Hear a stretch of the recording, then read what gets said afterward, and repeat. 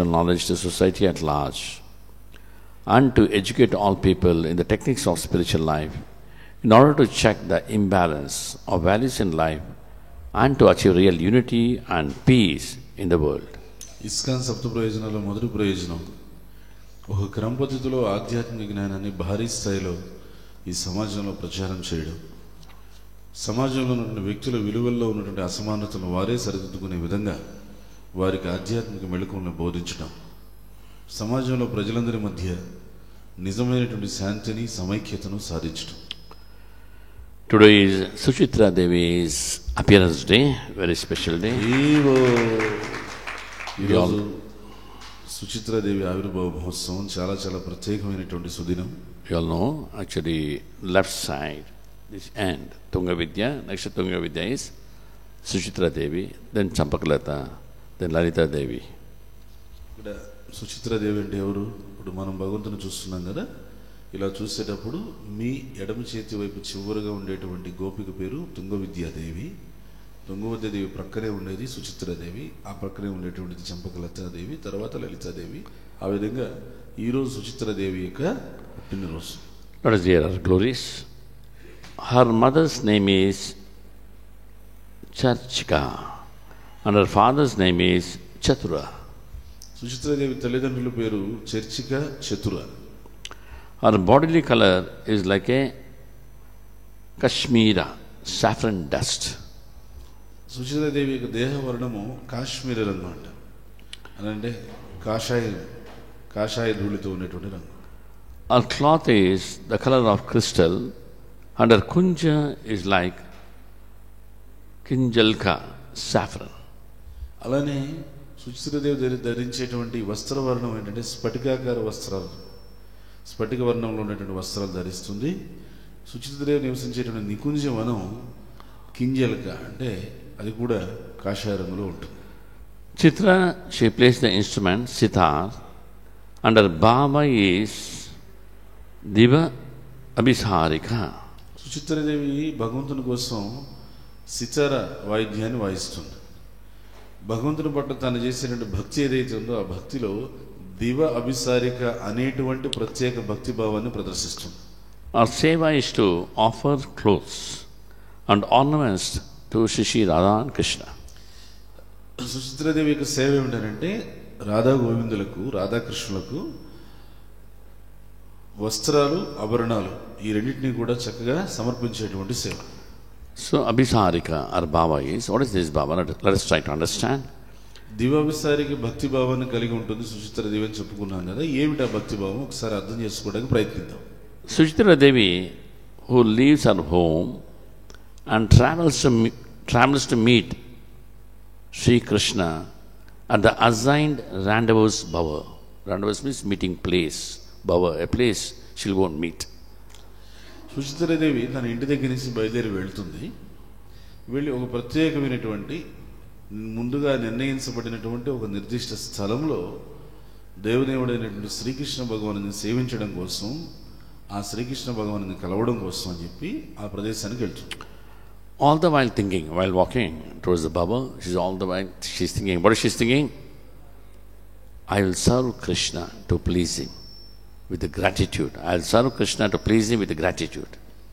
అలా వెళ్ళేటప్పుడు దారిలో ఏమనిపిస్తుందంట, నేను కృష్ణుడికి సేవ చేయాలి, ఎలా గొప్ప కృతజ్ఞతా భావంతో నేను కృష్ణుడికి సేవ చేయాలి అనే భావన మనసులో చేసుకుంటూ వెళ్తున్నట్టు.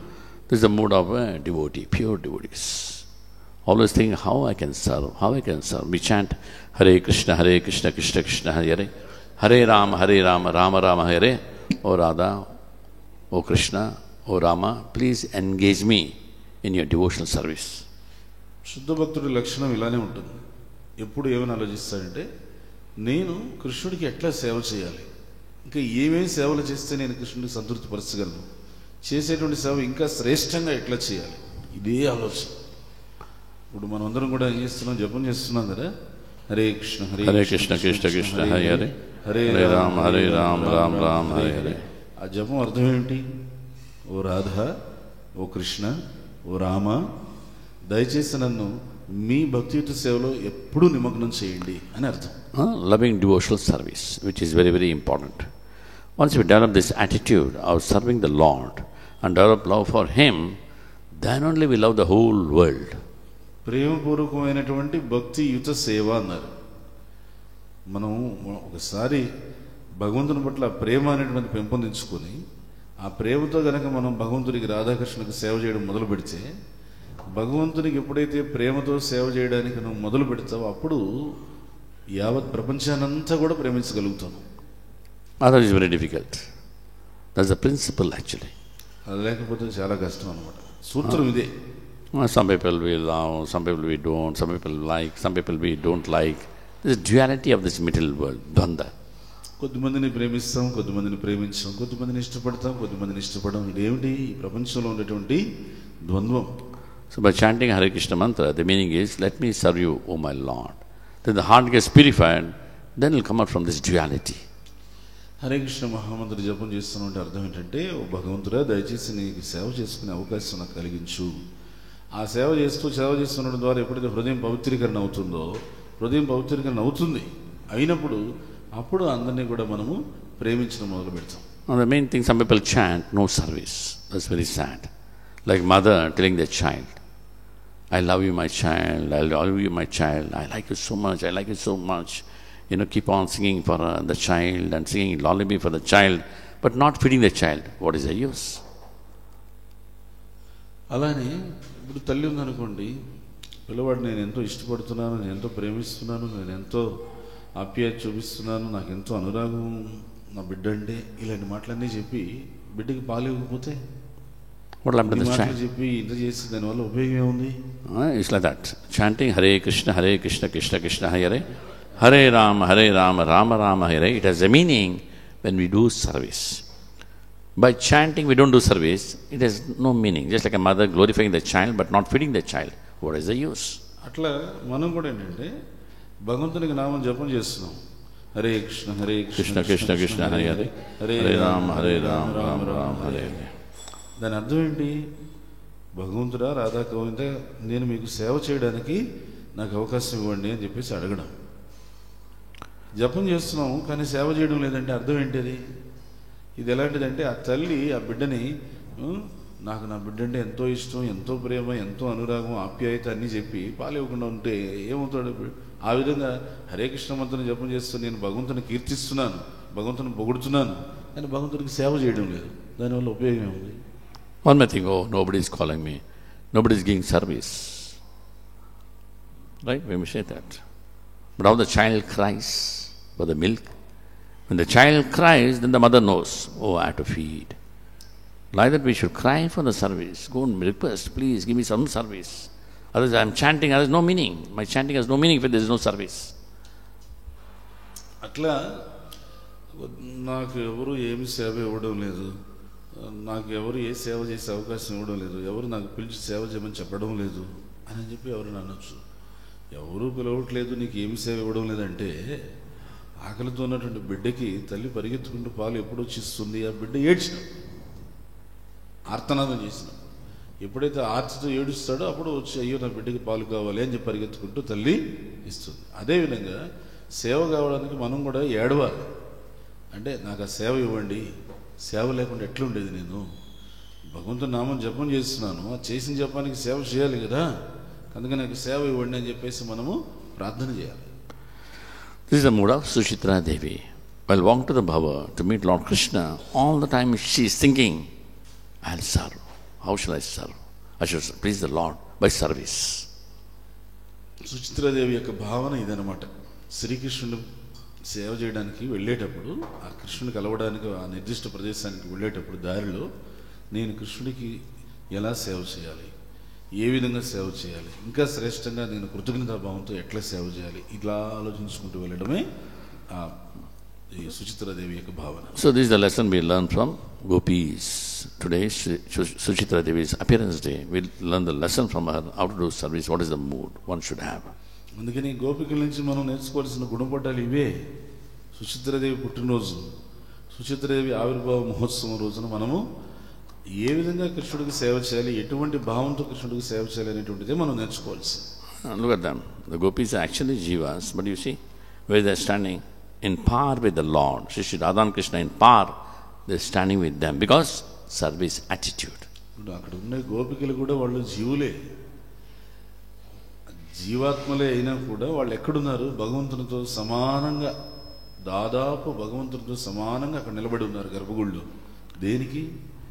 భగవంతుడికి అంత ప్రేమపూర్వకంగా సేవ చేశారు కాబట్టే భగవంతుడు తనతో పాటు గర్భగుడిలో నుంచుని పూజలు అందుకునేటువంటి స్థానం ఇచ్చాడు. Hanumanji, service.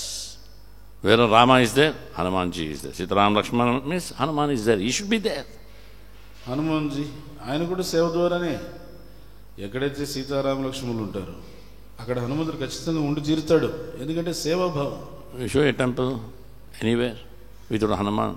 Is there a Rama temple? No chance. హనుమంతుడు లేని రామ మందిరం ఎక్కడైనా చూపించండి, అవకాశమే లేదు. Rama will not manifest if Hanuman is not there. That's the love they have between Hanumanji and Lord Rama. Why? The service attitude of Hanumanji. హనుమంతుడు లేనిదే రాముడు ప్రత్యక్షం కాడు. ఎందుకంటే శ్రీరాముడికి హనుమంతుడికి మధ్య ఉన్నటువంటి ప్రేమపూర్వకమైనటువంటి సంబంధం అది. హనుమంతుడు రాముడి పట్ల కలిగి ఉన్నటువంటి సేవా సంబంధం అది. And he will not sit comfortably. How is he sitting with next to Lord Ramchandra? How is he sitting? Ardha Vajrasana. If you sit in Padmasana like we are sitting in Padmasana, very difficult to get up. Sukhasana, very difficult to get up. Vajrasana is difficult to get up. Ardha Vajrasana, one leg forward, one leg lifted, one toe lifted, and ready to jump and do the service. That's the mood of Hanumanji. హనుమంతుడు ఎప్పుడు రాముడి దగ్గర ఏ విధంగా కూర్చుని ఉంటాడు? అర్ధవజ్రాసనంలో కూర్చుని ఉంటాడు.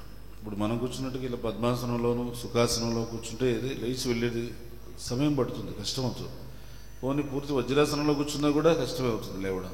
అర్ధ వజ్రాసనం అయితే చెప్పగానే టక్కున లేచి వెళ్ళడానికి అవకాశం ఉంటుంది. Just leap, one jump and do service. That's the attitude of a pure devotee. ఒక దూకుతో వెళ్ళి వెంటనే ఆ సేవ చేయాలి అనేటువంటి భావంతో ఆయన అర్ధవజ్రాసనంలో కూర్చొని ఉంటాడు. ఆ హనుమంతుడి యొక్క సేవా భావన ఆ విధంగా ఉంటుంది. Any service, Hanumanji is ready. Not what I like, I want only that service. No. ఏ సేవ అయినా సరే హనుమంతుడు చేయడానికి సిద్ధంగానే ఉంటాడు. నాకేదో కొన్ని ఇష్టమైనటువంటి సేవలు మాత్రమే నేను చేస్తాను అట్లేం లేదు. ఏ సేవ అయినా సరే చేయడానికి సిద్ధంగా ఉంటాడు. That attitude we all should develop because we are chanting Hare Krishna mantra. మనం అలాంటి సేవాభావాన్ని మనం అందరం కూడా ప్రతి ఒక్కరూ కూడా పెంపొందించుకోవాలి. ఎందుకంటే మనమంతా హరే కృష్ణ మహామంత్రం జపం చేస్తున్నాం కాబట్టి. హరే కృష్ణ కృష్ణ కృష్ణ హరే హరే, హరే రామ రామ రామ హరే హరే. అన్ని వాంఛలు తెచ్చే కల్పవృక్షం వంటి వారు, పతితులను ఉద్ధరించేవారు, కృపాసాగర్లోని వైష్ణవులందరికీ నా గౌరవపూర్వక ప్రణామం అర్పిస్తున్నాను. వాంఛా కల్పతరుభ్యశ్చ కృపాసింధుభ్యశ్చ పతితానాం పావనేభ్యో వైష్ణవేభ్యో నమో నమః. अनंत कोटि वैष्णव वृंद की जय. नामाचार्य हरिदास ठाकुर की जय. शिला प्रभुपाद की जय. शिला गुरुदेव की जय. निताय गौर प्रेमानंदे. हरि हरि बोल.